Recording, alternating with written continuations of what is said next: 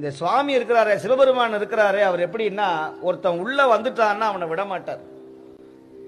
நீ என்ன ஜாதியில, எந்த மதத்துல, எந்த இடத்துல, எந்த குலத்துல, ஆனா பெண்ணா அலியா யாராக இருந்தாலும் சரி, உன் கழுத்திலே ருத்ராட்சம் போட வைத்து அவன் வாசல்ல வந்து உட்கார வைக்கிற ஒரே தெய்வம் சிவபெருமானை தவிர வேற எந்த தெய்வமும் கிடையாது.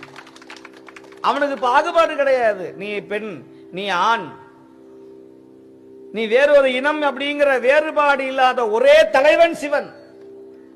அதனாலதான் உலகத்துல ஆண் பாதி பெண் பாதியாக திருச்செங்கோட்டு மலையிலே அர்த்தநாரியாக நிற்கிற 50க்கு 50 வழங்கிய பெண்ணை சரிசமமாக நடத்துகிற ஒரே கடவுள் சிவன்.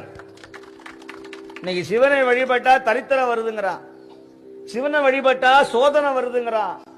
ஆனா இன்னைக்கு சிவனை வழிபட்டதுனாலதான் இத்தனை குடும்பங்கள் இன்னைக்கு மகிழ்ச்சியோட இருக்குன்னு சொன்னா, சிவனை வழிபட்டா நன்மை கிடைக்கும்.